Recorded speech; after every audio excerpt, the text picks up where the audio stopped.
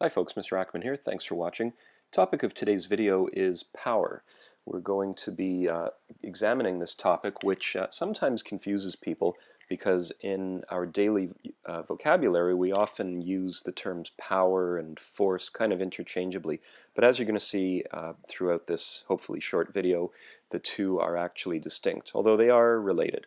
So take a moment to pause the video and have a look at the screen to see the kind of questions we'll be answering, as well as where we are in the unit schedule and what are the learning goals and success criteria. Okay, thanks. You are back, and here we go. Let's get started here. First of all, when we talk about power, we have a very specific meaning in physics. If you remember, throughout the course, there have been a lot of terms that in physics mean one thing, but in our daily vocabulary could mean something different. An example of that was speed and velocity that you may use interchangeably in daily use. However, in physics, they have specific meanings. Same thing goes for power. And so let me give you the definition of power. Power is simply defined as the rate at which energy is consumed or the rate at which work is done. So using words, we can say this.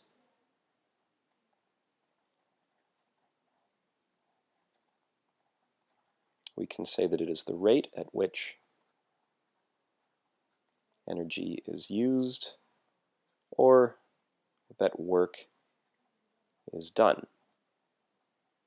Now, anytime you see rate, you have to wonder what kind of rate is it? Well, it's a rate over time, so we're talking about a time rate here, so what you're going to see is something like this in a formula. Energy used divided by the time taken. So this is starting to tell you that if some sort of device or machine, or for that matter even your body, is using energy, then we divide the amount of energy used by the time taken. Of course, energy used is related to work done, so I can write this as well. And if we do that, we get something called power. All right, so let's turn this into a formula now. You know that energy is E, of course work is W, and time taken, that would be an elapsed time, so this is delta T in the denominator. The symbol for power, not surprisingly, is the letter P. And so here is a formula that you will see written in any textbook or on the internet for power. Now if we take a look at what are the units, it's not too hard to see that energy is measured in joules, so is work. Time, the basic unit of time, is seconds. So what are you going to get for power? You're going to get joules divided by seconds, joules per second. Of course, in metric, there is a unit that replaces joules per second, and that is the watt, whose symbol is W. So you will see, for example, a power rating given not in joules per second, but in watts. So what we're going to do right now, oh sorry, before I move on by the way, that is the fact of the day. This is a pretty simple lesson that we're doing here, so we're going to keep the fact of the day simple. Memorize this formula. Power equals energy over time, or work done divided by time. And by the way, just in case you're wondering, I did make mention that sometimes people misuse the term power. You might hear people saying that an athlete is very powerful or that an athlete is very forceful. Sometimes we confuse these two terms. In physics, let's have a look at what we mean. When an athlete exerts a lot of force, for example, maybe a boxer punches someone, of course there is a force exerted there, and the boxer who's punching someone may exert that force and move his opponent a certain distance. So we have our good friends F and delta D. These, of course, are equal to work. Well, where does work come into power? Through this. So there is a link between power and force, but they are not the same thing. I've heard people confuse these a lot, and so I just want to bring it to your attention. All right? Anyway, moving on. What are typical power ratings of various common objects? Well, let's start at the low end of the scale. A compact fluorescent light bulb that you might use for just regular room lighting. This is the kind of light bulb that you can screw into a socket, and it's a fluorescent. It's kind of got those curly tubes, doesn't take up too much space, typical power might be about 15 watts, and it can light a small corner of a room. On the other hand, an incandescent bulb, the kind that gets really hot, that also screws into a light socket, but that works on a different mechanism, this same amount of light may come from a 60-watt light bulb. And in the next video, we're going to see how it is possible that two light bulbs that put out the same amount of light could have different powers. So keep that in mind. How about a human walking? Around 200 watts, so not walking too fast. A horse working steadily. Now, we're not used to seeing horses work. We have machines that have replaced them. But if you think back, let's say, think in history class, pictures from 100 years ago, you may see a horse that is being used to plow a field. Well, 750 watts is roughly a typical value for the power output of that horse. And that is, by the way, why we have the term HP, or horsepower. The definition of horsepower varies according to its use, but typically around 750 watts. A human sprinting, so this would be you or I, a typical, not a star athlete, but someone who is of reasonable fitness, around 1,000 watts, maybe a little bit less. And if you're in my class, we're going to do a neat activity where we're actually going to measure our own power. Everyone's going to get a chance to do this. The way we're going to do it is by sprinting up a flight of stairs and timing ourselves, and you're going to get to see how close you come to this number. Usually the best students in the class are around 1,000. People who are just kind of lazily going up the stairs may be in the mid to low hundreds, and then a lot of people are somewhere in the mid to high hundreds of watts. However, a top athlete sprinting, around 1,700 watts. Here's a device that we all use, or sometimes use, especially if for whatever reason the furnace is not working. You might use an indoor space heater. Maybe you live in the basement of your house and it's a little bit cooler than the rest of the house. You want to warm up your room, 1,500 watts. Also, a hair dryer, if you use one of those, is around this value. An air conditioner, a big power consumer in the summer months, 5,000 watts. That's using a lot of energy and it will add to your electricity bill. A 200 horsepower car. This is a mid-sized car of fairly decent power. Multiply those 200 horsepower by the 750 watts we saw here. You got about 150,000 watts. Yes, cars are very powerful. After all, they have to haul around a lot of people, mass in terms of people, but also mass in terms of themselves. One of the reasons cars are such bad performers in terms of how efficiently they use energy is that they're carrying you and maybe your groceries or something, but they're also carrying themselves, and they are very heavy. Horses are terrible, not horses, but cars are terrible when it comes to using energy efficiently to move things. A wind turbine, such as the kind you'll see out in some farmers' fields perhaps, or down by Lake Ontario, could be up to 1,000,000 watts, which, by the way, if we're talking in the metric system, this would be 1 capital MW. Do you know your metric prefixes? I hope you do by this point in the course because you are required to memorize them. They will not be given to you on a test. You have to know them. Capital M is mega, which means 10 to the 6 or a million. So a 1 megawatt wind turbine, that's a typical value of a not too big, not too small wind turbine. But compare that to a nuclear reactor. There is a nuclear reactor at Pickering Nuclear Power Station in Ontario, very close to where we live on Lake Ontario, 500 megawatts. One of the nuclear reactors at Pickering replaces 500 wind turbines.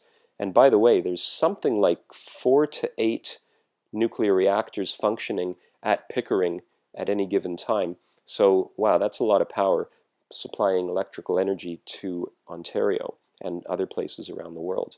All right, moving right along now that you have an idea of what we mean by wattage or power. Let's do a simple example. This one, by the way, is from section 5.2 of your textbook, Physics 11 by Addison Wesley. And we'll start off with a simple example. This is number 7 in the section 5.2 review. A food processor, so think of something like the blender that you may find in your kitchen, is rated at 750 watts. So they ask how much energy in kilojoules is consumed by the food processor in 10 minutes. So maybe you are whipping up a soup, and you have to put a bunch of vegetables in. You turn on the food processor, and it grinds away at all of that, the vegetables that you've put in. So what have we got?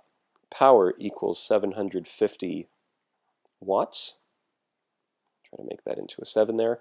The time is given as 10 minutes, and they are asking for the energy that is used.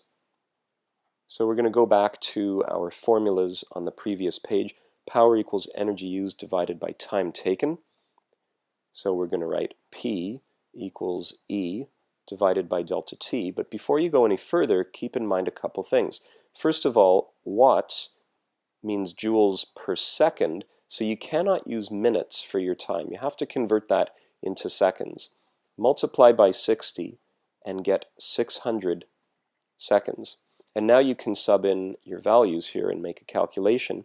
If P is equal to E over delta T, then E equals P times delta T. So we rearrange first, and then we're going to solve. We're going to sub in E equals 750 watts or joules per second times 600 seconds.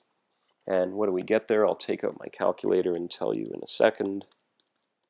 I get 450,000 joules,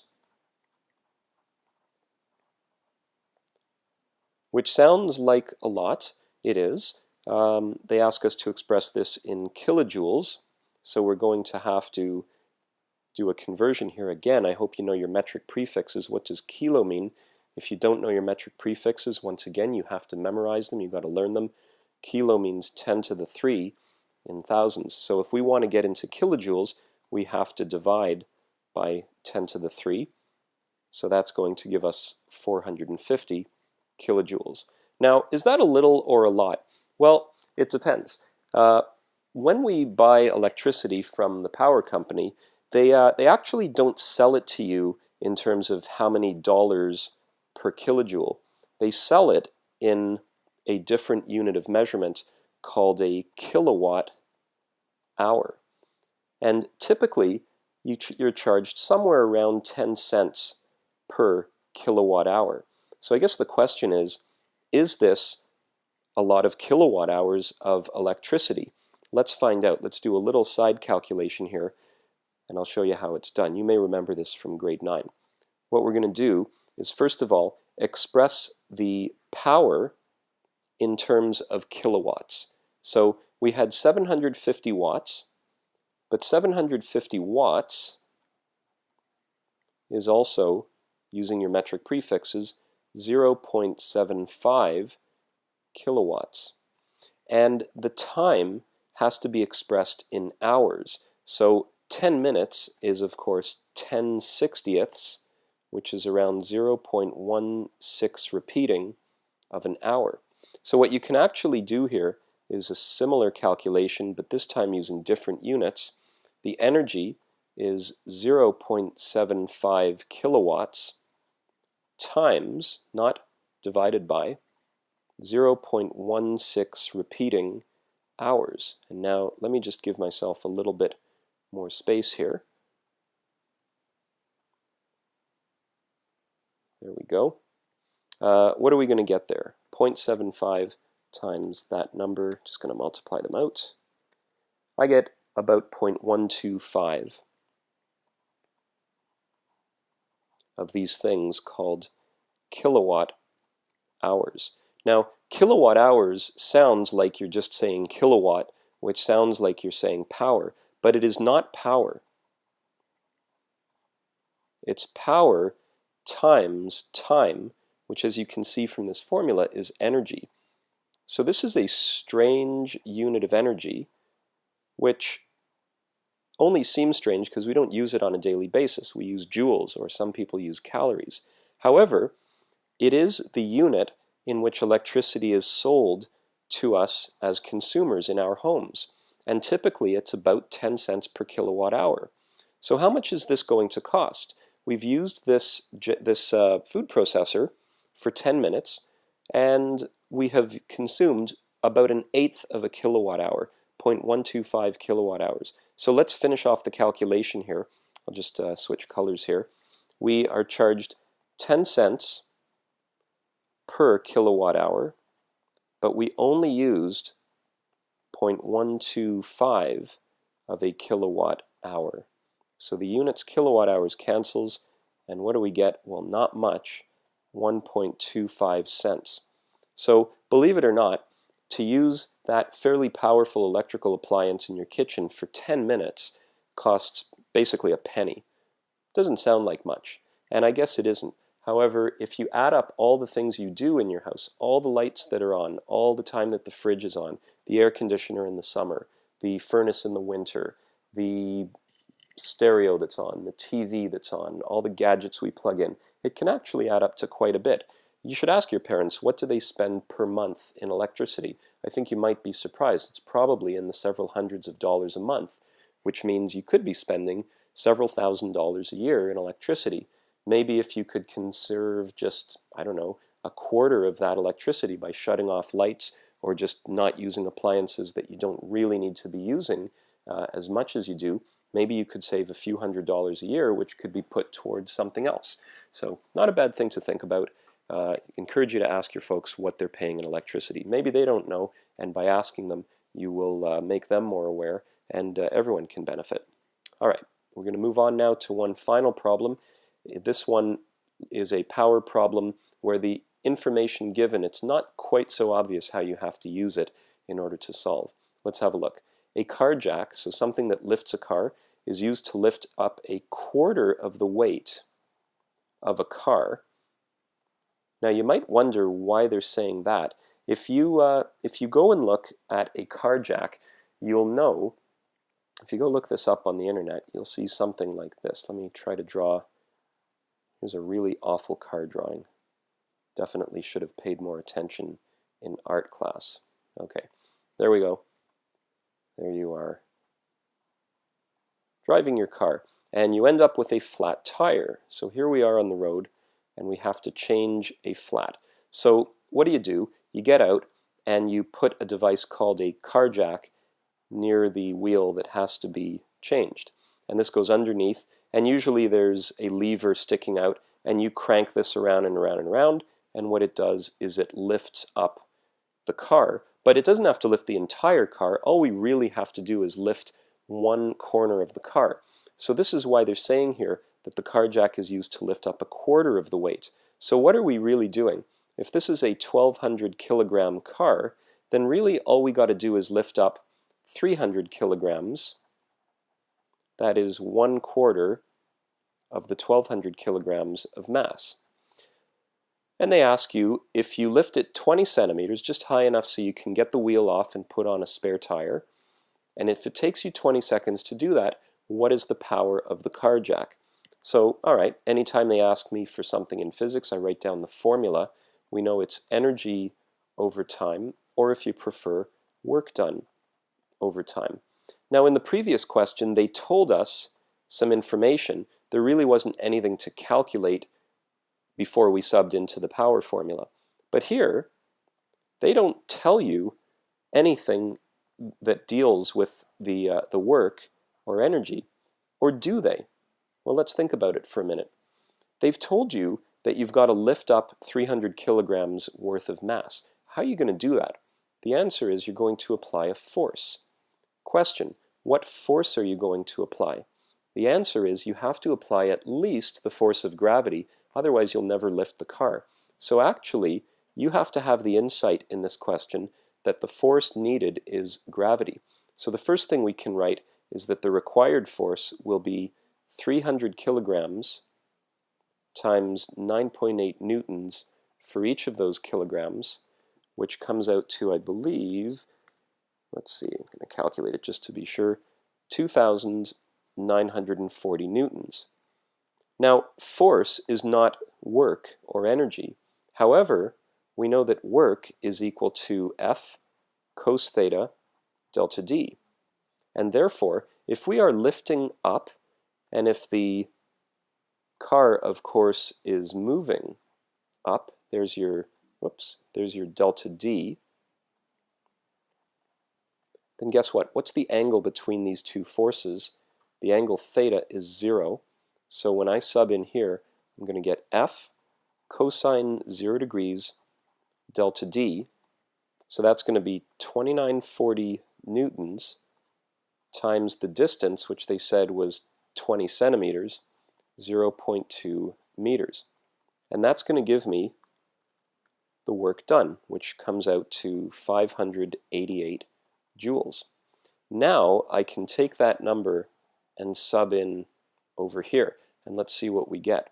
We end up with the power is 588 joules of work divided by 20 seconds. And what's that give me? 29.4 watts. And of course, if you're going to do correct sig figging, that'll be 29 watts. Are you surprised that there's only 29 watts of power in order to get this job done? It feels like it's a really tough job to lift a car, and it actually is. I mean, if you go and stand at the corner of a car and try lifting, I bet you can't even do it. Although a car jack could. And just so that you realize what we're talking about here, we're not talking about an electric car jack here. We're talking about one of the ones that comes with every spare tire in the trunk of a car. It's really just something that you crank with your hand. So how is that possible? How could such a low wattage device accomplish such an impressive goal? Pause the video and think about that for a moment, and then come back. Okay, and you're back. And I hope that the insight that you had when you thought about this is that, while this is the power and the force exerted was high, the reason that this can happen is because these two are not the same. There's something linking these two, and of course that thing is time. If we use a high force, but we spread it out over a long period of time, then what's that going to do? It's going to mean that our power will be a low number, even though we accomplish an impressive task. And so if you think back to the very beginning on the first screen, when I said people often confuse power and force, we use them interchangeably in our daily vocabulary, that may be the case, but now you guys as physics students realize that because power involves a time factor, force is not the only thing involved. You have to look at everything all together. Anyhow, that's it for today. Thanks for watching. We'll take up more problems in class. We'll also do that lab where you'll measure your own body power. I think you'll find it interesting. Thanks for watching, and I'll see you later. Take care.